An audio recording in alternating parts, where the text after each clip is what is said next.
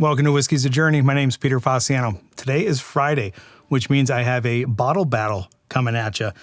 If you are new here and you don't know what's going on, I have a whole bunch of random samples that I put into a blind sample box.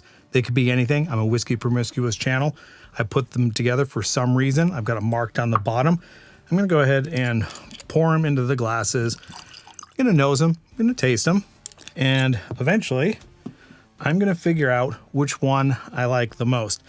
As I go through this, I'll give you some of the notes and I'll pop the bottle up with any of the information that's on it.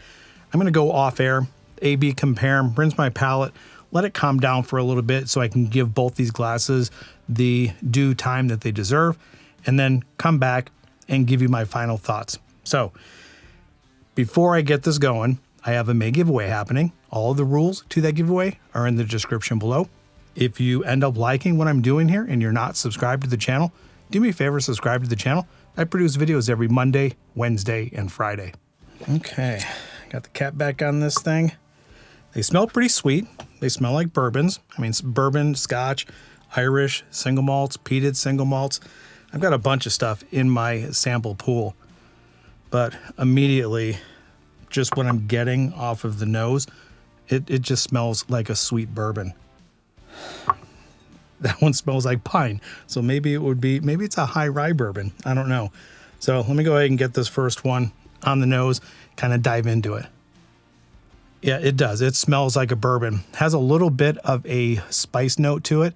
And the sweetness that I'm getting is a vanilla, a brown sugar. I want to say honey, but it's a faint honey. I wouldn't say that it's burning my nose a whole lot, so I don't think this is going to be very high proof, but I could be wrong. It just smells like a typical bourbon. Smells pretty good. All right, let's go ahead and move on to the next glass.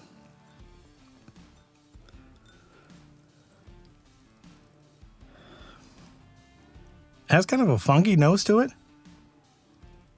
A little bit herbal, a little bit floral. And herbal is a little bit of a peppermint note. Peppermint's an herb, right? And this is coming across as a little bit like tea, herbal, pepperminty.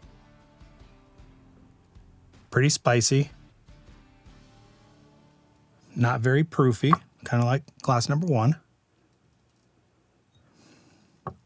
That has a little bit more of a sweeter note to it. This has more of an herbal pepper spice note to it. All right, right off the bat, I think I like the nose of glass one more. Let's get this thing on the palate. All right, cheers everybody. Spicy, fruity, kind of a dark fruit, vanilla cream, not too intense with the proof. And on the back end, as it's kind of sinking into the palate, there's some oak notes. Yeah, initially, that one's pretty good. Let me rinse, and then I will move on to the second glass. All right, glass number two. Hopefully that herbal note doesn't come through on the palate. All right, glass number two. Yeah, it has much more upfront forward spice than glass one. A little bit bitter mid-palate, a little bit bitter on the finish. Very low sweetness, pretty high spice. Not the biggest fan of that bitter note, but I would say that the ABV is comparable to glass number one, but there is a little bit more spice. Well, actually, there's a lot more spice in glass number two that's causing it to maybe heat my mouth up a little bit more, and it might be disguising or showing me or telling me that it might be a little bit higher proof. But the finish, as I'm sitting here talking, is just dropped off a cliff, and I'm just left with a bitter tannin note in and around my tongue, underneath my tongue, back of the throat. Yeah, my initial impressions, glass number one is better on the nose and on the palate. But let me go ahead and get my second sips in. Let me rinse, and we'll get back into it. All right, I'm back to glass number two. Yeah, a little spicy, a little floral, a little minty. The nose now does come across as a little bit more traditional bourbon. Vanilla, brown sugar, caramel. But that minty, spicy kind of note is throwing me. Herbal, like a mint tea. All right, let's go and get it on the palate again. Yeah, I'm shocked on how spicy that is right up front on the front of the palate. And then as it travels to the mid palate, that bitterness starts to rise, get tiny, a very, very small amount of sweetness. And that sweetness is a combination of a candy and a candy bar, like sugar sweet and then like a chocolate candy bar. As it's traveling to the back of the palate, the bitterness is rising, the spice is rising, and then pretty much when it hits the back of the palate, it's pretty much gone. So it doesn't really have that long of a finish at all. It's not bad, but it's almost nondescript compared to glass number 1. Right, back to glass number 1. Yeah, glass number 1 just smells really good. Fruity sweet, a little bit of spice. Honey, brown sugar, vanilla cream. Almost like vanilla frosting that you get in those little, like when you frost a cake with vanilla frosting. Yeah, it smells really good. Let's get it on the palate again. Yeah, nice fruity notes, pretty sweet, good spice, not a whole lot. There's a good amount of oak on the very back end. Doesn't turn bitter. It's leaning a little bit more towards a darker fruit sweetness. Not a whole lot of light fruits that are coming through. Dark cherry, dark grape, oak sweetness, vanilla cream. Yeah, glass number 1 is really good. So what I'm gonna do now, go off air, rinse my palate, let it calm down a little bit. When I come back, I'll have a clear winner. I think right now, glass number 1 is definitely going to be in the running for taking this, but you never can tell. So I will be right back. All right, so that didn't take long. I only had to take one more sip out of each. I really did let my palate calm down in between, maybe 5 minutes in between each sip. But glass number 1 is definitely a clear winner. It has a really good balance of sweet and spice, where glass number 2 is all spice. A little bit of oak bitterness, and there's not enough there for me to have my attention to it. It falls off a cliff on that back end. Very short finish, not a whole lot of complexity. It just tastes like a basic bourbon with a little bit of floral and minty notes, which is kind of throwing me. And glass number 1 is just good. The amount of proof that I'm getting from the sip seems to be somewhere around like 100 to 110. There's a good balance of sweet and spice. The dark fruit notes that are coming through, I really enjoy. The oak is settling in under my tongue, and it's not turning bitter like glass number 2 did. And on the finish, it just lingers around with dark fruit, oak, and a little bit of spice. It has a far more rounded taste on the palate than glass number 2. So there you have it. Glass number 1 is my winner. Glass number 2 is coming in second place. Not a bad tasting whiskey, and I'm saying that it's a bourbon. It's just not my preference. And these are tough. When you put them up against one another, something has to lose. But in this case, glass number 1 was a clear winner. So glass number 2, I was drinking Evan Williams Bottled in Bond. I tell you what, this has been in my sample pool for quite a while, and I have it matched up with a whole bunch of other Bottle and Bond. People love this bottle, and I'm not going to argue with them. It's a completely budget-friendly, very versatile glass, and I can see why people would like it.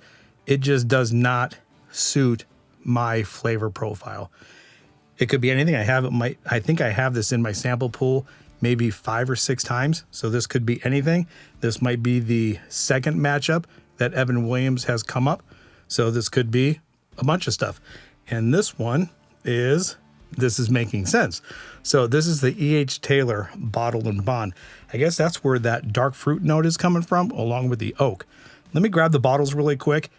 I want to refresh my memory on what I paid for it, and then we'll wrap this up. I'll be right back. Okay, these were way back in the closet. So the Evan Williams Bottle and Bond, this is the white label, 100 proof, all Bottle and Bonds are. And I paid $18.99 for this. The Colonel E.H. Taylor Small Batch Bottle and Bond. This, at the time that I purchased it, okay, I remember this one. So I bought this bottle at a local liquor store that is notorious for marking things up.